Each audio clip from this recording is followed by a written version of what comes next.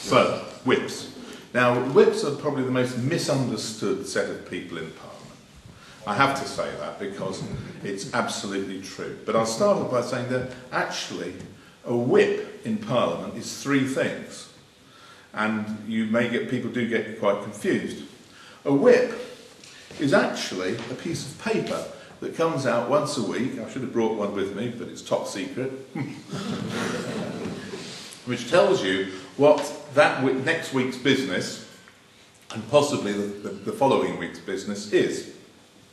It can change. It basically says, you know, Monday the 24th of June, questions to the Department for Environment, followed by committee stage of the electoral registration bill. So members of Parliament should know, each party gives their own whip, and it should give an idea. Then it has lines underneath the day. And that's where you get, if it's something that we say that you've got to be there to vote for, unless you get permission not to, we would call it a three-line whip. There are three big lines underneath that business.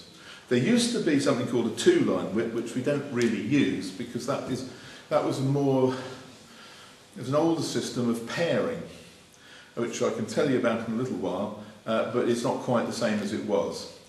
And a one-line whip basically means that there probably won't be any votes.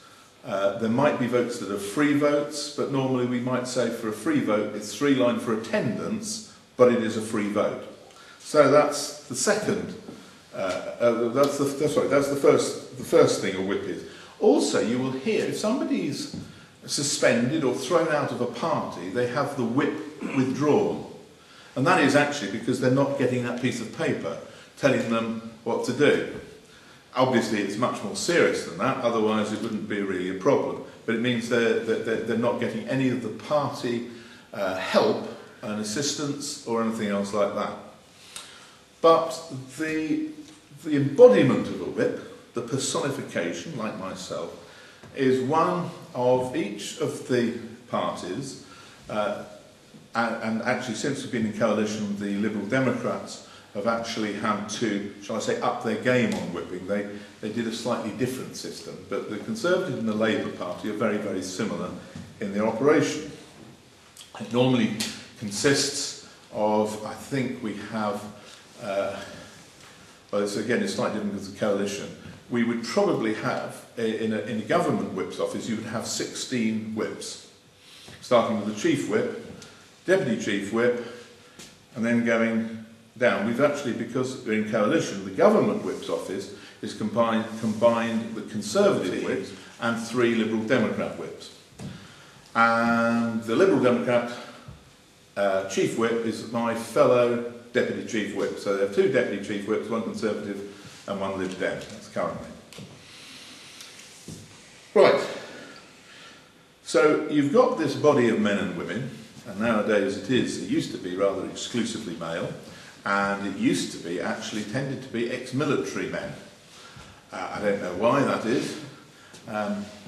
Certainly we seem to be portly, but I think they're trying to get round from that as well. I think it's the sheer cuddliness of us as we go about our business. But the job of a whip is so varied, that's why I think it's misunderstood. Now I'll start with what I think the popular perception of a whip is. And that is actually probably where the name comes from. The name comes from whipping in. It's from hunting, and it's the people that get the hounds all together and going in the right direction, not wandering off on different smells or whatever. So the idea of the whip, so the whippers in, that they try and keep everybody together.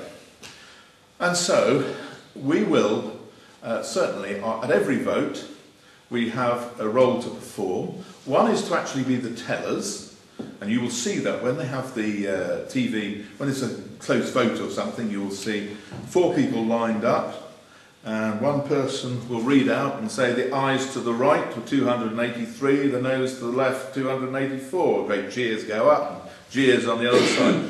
Those are whips, but they've been actually standing outside the division lobbies and physically counting people as they come through. And when it gets very close, you have to be very careful, because a lot of the people coming through don't always help you, because they're talking, they're rushing through, or whatever. And sometimes you have to stop the next lot, and you agree with your opposite number, because you have one of each, obviously, to check you're doing the counting right, saying, are we agreed, we're at 132 now? Yes, okay, and you let the next lot out. So that is one of the roles. At the other end of the division lobby, and may I suggest, Madam Chairman, if you are thinking of a social event, what's a nice, reasonable one? My secretary won't thank me for this, but we can do tours of the House of Commons. I think you have to be, well, up to 18 in one group, you can have fewer. And of course that's free, and you can get up there on the underground. There's the cheap day, and some people may be in benefit of a car, I don't know, nobody here as far as I can see, will have free travel. So that'd be quite a nice idea. Then you'd see all this in person, as it were. We will stand, we have other whips, standing by the doors so that people know which way their chums are voting for the party. Now, why do we need that? Well, on a lot of things it's quite obvious. If we know it's an opposition motion, now we're in government, we don't like the opposition motion. That's sort of in the DNA, I think would be a modern expression. So most people would know to vote no, although actually, I have to say, never trust the intelligence of the average MP. And even when we're standing there, we have had them going to the wrong ones, and sometimes we have to go and fish them out before the doors close and they're locked in there, because they're busy talking to somebody, and the last vote was in the I lobby, so they think the next one is, so you do have to keep an eye out for them. But also, when it comes to a lot of the committee work, or the report stage, there's lots of amendments, a lot of people who are not in the chamber won't actually be following on necessarily what's going on. They'll be all over the place doing other work, contrary to what people think. They are actually mostly doing something else, but they won't know the intricacies, they won't know what's going on. It also happens, of course, that sometimes they just don't understand what the vote will be called. And why I say that is when we have, I don't know whether you've ever heard of ping pong between the Lords and the Commons. Towards the end of a session, the Lords disagree, the Commons send it back to them, it goes back and forward, hence the expression ping pong.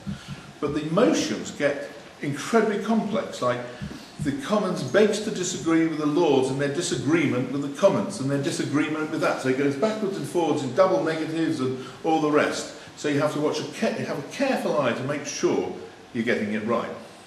So that actually roughly is what whips do on the floor of the House, except for the other role, which is being a floor manager in terms of, I don't know, studios or television.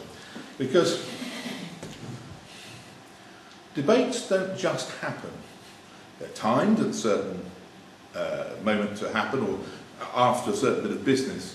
We have to make sure, and this applies in opposition just as much as it does in government, that your minister or your shadow minister is there, ready to open the debate or to answer it. So you have to get them in. We have to make sure that the people who said they're going to speak are in the chamber, because you're not really, it's not quite so rigid, but on certain things, if you're not in there, you're not allowed to speak, or on something called statements. If you're not there at the beginning, you can't ask a question. So we have to try and make sure everybody knows what's going on and get them in. And I wish we had one of those flags, because although sometimes they're time limited, there are certain times when a minister could talk out their own business. They could keep talking past the hour, and the various things. First of all, you pass them a little note, which looks very important, so it says, "Sit down, you idiot." So you'll see, if you watch a bit of Parliament channel, or BBC Parliament as it now, occasionally you might see this towards the end. The minister will be, anyway, and a note will be passed, You probably think this is important information that's going to slay the other side, and that's what it says on it. Sit down now, or worse, depending on the hour. Then you might be lucky enough to spot, it may not be a whip, but a whip will have started the process of somebody being pulled down from behind. Because you have an important bit of legislation, which is the government's main idea of legislation, and this idiot will talk it out and it'll just disappear into the ether. Now, you might say that's a good idea. In fact, very often a lot of people might think it's a good idea. But it's our job to make sure that doesn't happen. So we have to keep a close eye on it. Alternatively, sometimes we have to keep it going a bit longer. So for whatever reason, perhaps the next speaker or the next minister for the next bit of business has got stuck in a lift. So you then have to send a little note, another 10 minutes. So that's the sort of thing that goes on. And the other thing we have to do is actually, not always, but we have to try and make sure that there are enough speakers on both sides. And the reason for that, because a lot of people say, well, why is that? You know, can't you just let the debate, if it finishes early, it finishes early?